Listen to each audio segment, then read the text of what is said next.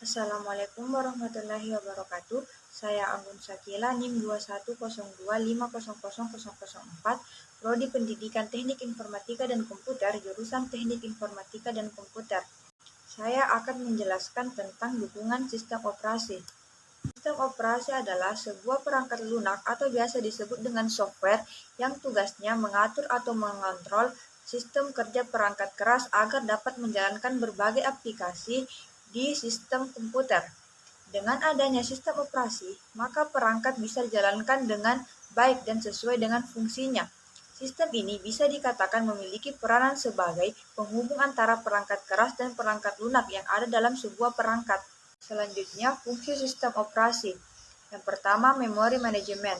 Manajemen memori terbagi menjadi dua fokus utama, yaitu primary memory dan main memory, di mana primary memory merupakan kebutuhan penyimpanan yang diutamakan seperti RAM.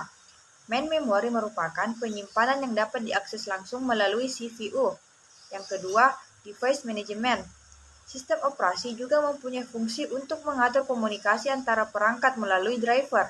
Untuk perangkat yang berperan untuk menangani hal tersebut adalah input dan output controller. Yang ketiga, file management. Fungsi yang ketiga, operasi sistem juga dapat digunakan untuk melakukan konfigurasi pada dokumen mulai dari tahap awal hingga akhir, yang mengatur kebutuhan detail setiap informasi, kemudian mengelola lokasi, fungsional sistem, dan fitur lainnya. Yang keempat, prosesor manajemen. Fungsi dari sistem operasi yang terakhir adalah mendukung proses multiprogramming untuk menentukan fase mana yang menggunakan proses dalam jangka waktu tertentu. C. Komponen sistem operasi. Terdapat 3 elemen dasar yang membangun perancangan sistem operasi umum. Yang pertama, user interface, yang kedua, kernel, yang ketiga, sistem manajemen file. Pada kenyataannya, sistem operasi mempunyai struktur yang sama, namun menurut Silverset, Peter Gapin, dan Greg Gagne, umumnya sebuah sistem operasi modern mempunyai komponen sebagai berikut. Yang pertama, manajemen proses, kedua, manajemen memori utama, ketiga, manajemen secondary strong, yang keempat, manajemen sistem input-output, yang kelima, manajemen berkas, keenam, sistem proteksi, ketujuh, jaringan, dan kedelapan, command interpreter system. Manajemen proses. Proses adalah keadaan ketika sebuah program sedang dieksekusi. Sebuah proses membutuhkan beberapa sumber daya untuk menyelesaikan tugasnya. Sumber daya tersebut dapat berupa CPU time, memori, berkas-berkas, dan perangkat-perangkat input-output. Komponen sistem manajemen proses. Yang pertama, pembuatan dan penghapusan proses penggunaan dan sistem proses. Yang kedua, menunda atau melanjutkan proses. Yang ketiga, menyediakan mekanisme untuk proses sinkronisasi. Yang keempat, menyediakan mekanisme untuk proses komunikasi. Yang kelima, menyediakan mekanisme untuk penanganan deadlock. Yang kedua, manajemen memori utama. Utama atau lebih dikenal sebagai memori adalah array yang besar dari word byte yang ukurannya mencapai ratusan, ribuan, atau bahkan jutaan. Setiap word atau byte mempunyai alamat tersendiri. Memori utama berfungsi sebagai tempat penyimpanan yang akses datanya digunakan oleh CPU atau perangkat input atau output.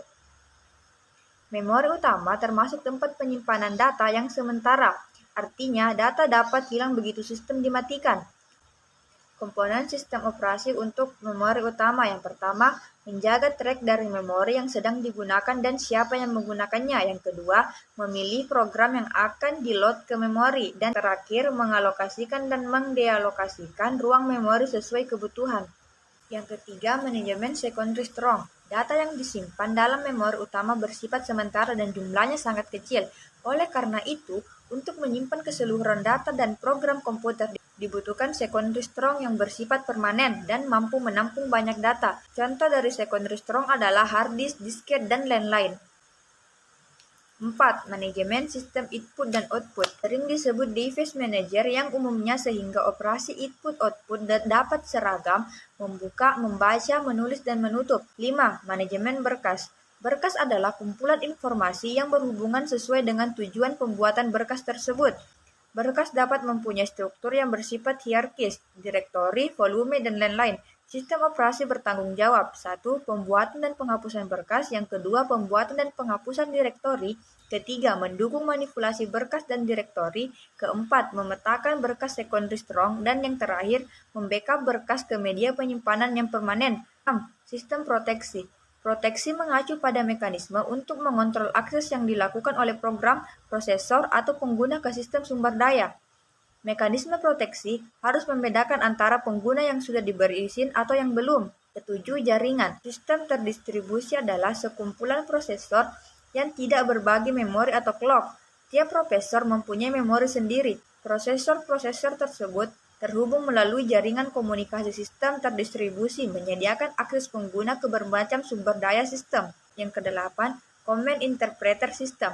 Sistem operasi menunggu instruksi pengguna, command driver. Program yang membaca instruksi dan mengartikan control statement umumnya disebut control card interpreter, command line interpreter, dan Unix shell. 9. Layanan sistem operasi. Eksekusi program adalah kemampuan sistem untuk load program ke memori dan menjalankan program. Operasi input-output.